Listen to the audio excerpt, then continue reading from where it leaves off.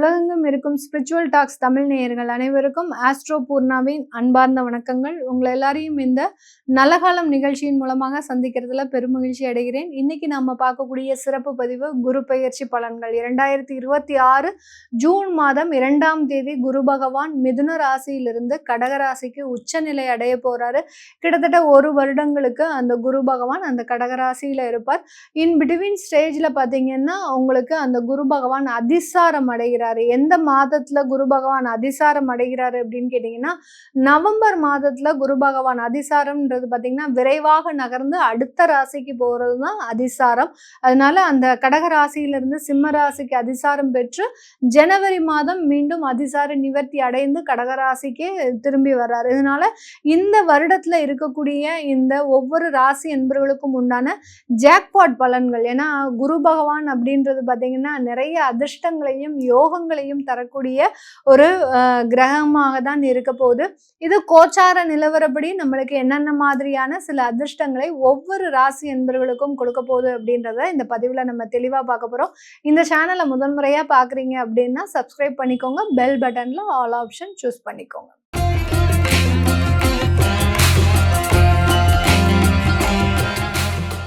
மகர ராசி என்பவர்களுக்கு குரு பகவான் 6ஆம் இடத்துல இருந்து 7ஆம் இடமான அந்த கடக ராசிக்கு உச்சம் பெற்று வருகிறார்.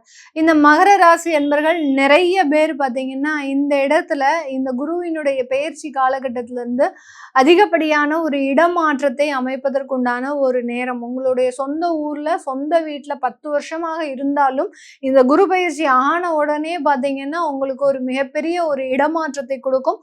அந்த இடமாற்றத்தின் மூலமாக அதிகப்படியான வளர்ச்சிகள் அப்படின்றது இருக்க போகுது.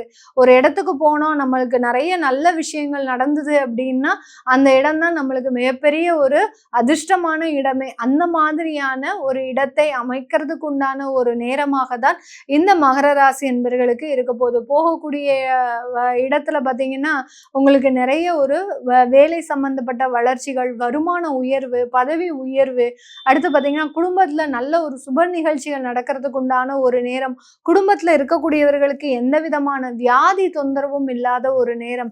இப்படி பலவிதமான ஒரு இடத்துல உங்களுக்கு அதிகப்படியான ஒரு மாற்றங்களை ஒரு குரு பகவான் உங்களுக்கு 7ஆம் இடத்துல இருந்து கொடுக்க போறார். இந்த குரு பகவானினுடைய பார்வையாகப்பட்டது உங்களுடைய 11ஆம் இடத்துல விழப்போகுது. இந்த 11ஆம் இடம்ன்றது லாபஸ்தானம். இந்த இடத்துல பாத்தீங்கன்னா ஒரு 2வது திருமணம் சம்பந்தப்பட்ட சில விஷயங்கள்லாம் இந்த மகர ராசி என்பவர்களுக்கு அதிகாரபூர்வமாக நடக்கும். இதனால் வரைக்கும் 2வது திருமணத்தை பத்தியே யோசிக்காதவங்க, ஏன்னா 7.5 சனியின் பொழுது அந்த முதல் திருமணத்துல ஒரு பிரிவு மட்டும் இல்லாமல் அந்த திருமணத்தின் பிரிவு பாத்தீங்கன்னா அதிகப்படியான அவமானங்களை கொடுத்திருக்கும். சொந்தக்காரங்க மத்தியில, உறவினர்கள் மத்தியில மிகப்பெரிய ஒரு பிரச்சனைகள் எல்லாம் கொடுத்திருக்கும். அப்படி இருக்கக்கூடிய ஒரு நிலைமையில இருக்கக்கூடிய இந்த மகர ராசி என்பவர்கள் இனிமேல் அந்த 2வது திருமணத்தை பத்தி யோசிக்க முடியுமா அப்படின்ற ஒரு நிலையில இப்போ அந்த 2வது ஒரு வாழ்க்கைக்கு உண்டான சில முயற்சிகளை இந்த மகர ராசி என்பவர்கள் எடுக்கிறதுக்கு உண்டான ஒரு நேரம். அடுத்து குழந்தை பிறப்பு அப்படின்றது மிகப்பெரிய அளவுக்கு தடைபட்டு இருக்கு. இந்த மகர ராசி என்பவர்களுக்கு நிறைய பேருக்கு பாத்தீங்கன்னா கடந்த காலத்துல குழந்தை பிறந்தாலும் அது பெண் குழந்தையா போயிடுச்சு, எனக்கு ஒரு ஆண் குழந்தை இருந்தா நல்லா இருக்கும் அப்படின்ற மாதிரியாக ஒரு 2வது குழந்தைகள் சம்பந்தப்பட்ட சில முயற்சிகள்லாம் எடுப்பாங்க. ஏன்னா 7ஆம் இடம் அப்படின்றது பாத்தீங்கன்னா 2வது குழந்தை ஸ்தானத்தை குறிக்கக்கூடிய ஒரு இடம். அந்த இடத்துல குரு வரும்போது 2வது குழந்தைக்காக முயற்சி செய்யறவங்களுக்கு நிச்சயமாக அந்த ஆண் குழந்தை அப்படின்றது பிறக்கிறதுக்கு உண்டான ஒரு அமைப்புகள் இருக்கு இந்த மகர ராசி என்பர்களுக்கு. இந்த நேரத்துல இந்த மகர ராசி என்பர்களுக்கு அவர்களினுடைய 3ஆம் இடத்தையும் பார்க்கிறார், உங்களுடைய ராசியையும் பார்க்கிறார் குரு பகவான். இந்த 3ஆம் இடம் அப்படின்றது பாத்தீங்கன்னா ஒரு இடமாற்றத்தை கொடுக்கும். அடுத்து சகோதர ஸ்தானத்தை குறிக்கிறது. அந்த சகோதர உடன்பிறப்புகள் மூலமாக அதிகப்படியான ஃபினான்ஷியல் சப்போர்ட் அப்படின்றது உங்களுக்கு இந்த வருடத்துல கிடைக்க போகுது. ஃபினான்ஷியல் சப்போர்ட் அப்படின்றது பாத்தீங்கன்னா யாருமே மனம் வந்து யாருக்குமே செய்ய மாட்டாங்க. அப்படியே செய்யறவங்களா இருந்தாலும் ஏதோ ஒரு எதிர்பார்ப்பு இல்லாம செய்ய மாட்டாங்க. அப்படி இருக்கக்கூடிய இந்த கால சூழ்நிலையில இந்த மகர ராசி அன்பர்களுக்கு இவர்களினுடைய உடன்பிறப்புகள் அப்படின்னு பாத்தீங்கன்னா இந்த கால காலகட்டம் எந்த விதமான ஒரு எதிர்பார்ப்பும் இன்றி இவர்களினுடைய வாழ்க்கை நல்லா இருக்கணும் அப்படின்ற ஒரே ஒரு விஷயத்துக்காக இந்த உடன்பிறப்புகள் இந்த காலகட்டம் உங்களுக்கு ஒரு சப்போர்ட் பண்ணக்கூடிய ஒரு நேரமாக தான் இருக்க போகுது. இதனால குடும்பத்துல ஒரு நல்ல வளர்ச்சிகள், ஒற்றுமையாக பிரிந்த குடும்பங்கள் மீண்டும் சேருவதற்குண்டான ஒரு வாய்ப்புகள் எல்லாமே கூடி வரக்கூடிய ஒரு நேரமாக தான் இருக்க போகுது. 7ஆம் இடம்ன்றது பார்ட்னர்ஷிப் தொழிலையும் குறிக்கும். அதனால இந்த மகர ராசி என்பர்கள் யார் யாரெல்லாம் பார்ட்னர்ஷிப் தொழில்ல இருக்கிறீங்களோ அவர்களுக்கு எல்லாருக்குமே நல்ல ஒரு வசதியான ஒரு வாழ்க்கை மாற்றத்தை கொடுக்க போகுது. அதே மாதிரி அந்த பார்ட்னர்ஸ் மூலமாக நீங்க நல்லா இருக்கணும் சொல்லி அந்த பார்ட்னர்ஸ் உங்களுடைய தொழிலுக்காக ஒரு கடுமையாக உழைக்கக்கூடிய ஒரு நேரம். உங்களுடைய பார்ட்னர்ஸ் நல்ல ஒரு நேர்மையாக அந்த தொழிலை எடுத்து போகிறதுக்கு உண்டான ஒரு அமைப்பாக தான் இந்த மகர ராசி என்பர்களுக்கு இருக்க போகுது. அதே மாதிரி இந்த இடத்துல பார்த்தீங்கன்னா பார்ட்னர்ஸ் வெளிநபர்கள் அதையும் தாண்டி உங்களுடைய கணவன் மனைவி இந்த மாதிரியான உறவுகள் இருக்கும்போது அதுல இரட்டிப்பு ஒரு வருமானம் அப்படின்றது கண்டிப்பாக இருக்கும். இரட்டிப்பு மகிழ்ச்சியும் இருக்கும், இரட்டிப்பு வருமானமும் இருக்கும். அதே மாதிரி அந்த தொழிலை பார்த்தீங்கன்னா ரொம்ப லாங் டர்மோட யோசிச்சு கொண்டு போகிறதுக்கு உண்டான ஒரு நேரமாகவும் தான் இந்த மகர ராசி என்பவர்களுக்கு குரு பயிற்சி அபரிமிதமான ஒரு லாபத்தையும் திடீர் யோகங்களையும் நாள்பட்டு இருக்கக்கூடிய சில வியாதிகள் தொந்தரவுகள் இருந்தும் வெளிவருவதற்குண்டான ஒரு யோகமான ஒரு காலகட்டத்தை கொடுக்க போகுது. ஏன்னா வயதானவர்கள் மகர ராசி என்பவர்கள் பார்த்தீங்கன்னா கடந்த ஒரு 2 வருடத்துல உடல் நலன்ல மிகப்பெரிய ஒரு வீழ்ச்சி அடைந்திருப்பாங்க. எல்லா இடத்துலையும் ஆப்ரேஷன் பண்ண வேண்டிய ஒரு சுச்சுவேஷன் வருது. அடுத்து பார்த்தீங்கன்னா உறுப்புகள் மாற்று அறுவை சிகிச்சை இந்த மாதிரியாகலாம் கேள்விப்படாததெல்லாம் எங்களுடைய குடும்பத்திற்குன்னு வருது அப்படின்னு சொல்லக்கூடிய அளவிற்கு அந்த மருத்துவத்துல மிகப்பெரிய ஒரு பிரச்சனைகளை சந்தித்த இந்த மகர ராசி என்பர்கள் இந்த காலகட்டம் அதிலிருந்தெல்லாம் நிவர்த்தி அடைவதற்குண்டான ஒரு நேரமாக தான் இருக்கும் இந்த ராசி என்பர்களுக்கு. குரு பயிற்சி எப்படின்னாலே எல்லாருமே ரொம்ப அதிகமா ஆவலோட இருப்பாங்க. ஏன்னா ஒருத்தருடைய வாழ்க்கையை, திருமண வாழ்க்கையை தீர்மானிக்கக்கூடிய கிரகம் இந்த குரு பகவான். அடுத்து குழந்தை பாக்கியத்தை தீர்மானிக்கக்கூடிய ஒரு கிரகம் இந்த குரு பகவான். அடுத்து பார்த்தீங்கன்னா வருமானத்துல முக்கியமான பங்கை வகிக்கக்கூடிய ஒரு கிரகமும் இந்த குரு பகவான் தான்.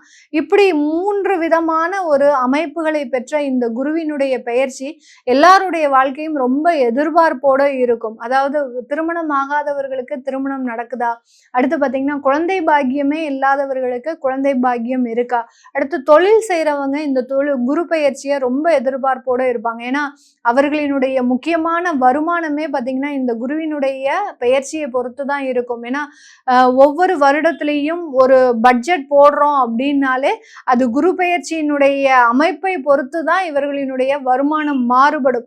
ஒரு மாத வருமானங்களுக்கு பார்த்தீங்கன்னா நம்ம சுக்கிரனை எப்படி எடுக்கிறோமோ அதே மாதிரி வருட வருமானங்களுக்கு இந்த குரு பெயர்ச்சியினுடைய கால சூழ்நிலைகள் ஒவ்வொரு ராசி என்பவர்களுக்கும் ஒரு முக்கியமான ஒரு அமைப்பை கொடுக்கும்.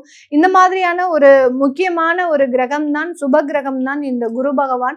இந்த சுப கிரகத்தினுடைய பெயர்ச்சி அப்படின்றது பார்த்தீங்கன்னா ஒவ்வொருத்தருடைய வாழ்க்கையில அதிகப்படியான வளர்ச்சிகளை கொடுக்கும். ஒருத்தர் வெளிநாட்டுல போய் படிக்கிறாங்க அப்படின்னா அவர்களுக்கு அந்த குருவினுடைய ஸ்தானம் அப்படின்றது நல்லா இருக்கணும். குருவினுடைய முழு ஆசிர்வாதம் அப்படின்றது இருக்கணும். அந்த வெளிநாட்டுல போய் படிச்சா மட்டும் போதுமா, அந்த இடத்துல நிறைய சம்பாதிக்கிறதுக்கு உண்டான ஒரு வாய்ப்புகள் வருமா அப்படின்னு கேட்டீங்கன்னா அந்த இடத்துல அந்த பூர்வ புண்ணிய ஸ்தானமும் பாக்கியஸ்தானமும் செயல்படணும். இப்போ காலபுருஷனுக்கு 9ஆம் இடமான அந்த பாக்கியஸ்தானத்திற்குரிய ஒரு கிரகமே பார்த்தீங்கன்னா குரு பகவான் தான். அவர் காலபுருஷனுக்கு 4ஆம் இடத்துல பெயர்ச்சியாகி வர்றாரு. அப்படி இருக்கும்போது இந்த இடத்துல எல்லாருமே பார்த்தீங்கன்னா எல்லா ராசி என்பர்களுமே அவர்களினுடைய சுகமான ஒரு வாழ்க்கையை, ஒரு ஆடம்பரமான ஒரு வாழ்க்கையை தெய்வ அனுகிரகத்தின் மூலமாக பெறுவதற்குண்டான ஒரு நேரம். அடுத்து விரயஸ்தானத்துல அயனசைன ஸ்தானத்திற்கு உண்டான, அதாவது காலபுருஷனுக்கு 12ஆம் வீட்டு அதிபதியும் அந்த குரு பகவான் தான். அதனால வெளிநாட்டுல இருக்கக்கூடியவர்கள் அவர்களினுடைய முதலீடை நோக்கி பயணிக்கக்கூடிய ஒரு நேரமாக இருக்கும்.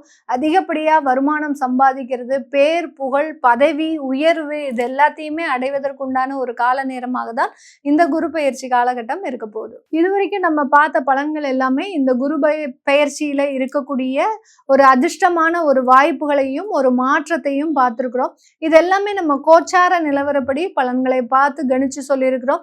இதுல உங்களுடைய ஜாதகத்துல பிறந்த கால சுய ஜாதகத்துல இருக்கக்கூடிய சில மாற்றங்கள் இந்த குரு பெயர்ச்சியில என்னென்ன மாதிரியான சில யோகங்களை கொடுக்க போகுது அப்படின்னு பார்க்கணும், தெரிஞ்சுக்க விருப்பப்படுறவங்க கீழே இருக்கிற நம்பருக்கு வாட்ஸ்அப்ல அப்பாயின்மெண்ட் வாங்கிக்கிட்டு நீங்க கன்சல்ட் பண்ணிக்கலாம். உங்களிடமிருந்து விடைபெறுவது உங்கள் ஆஸ்ட்ரோ பூர்ணா. நன்றி, வணக்கம்.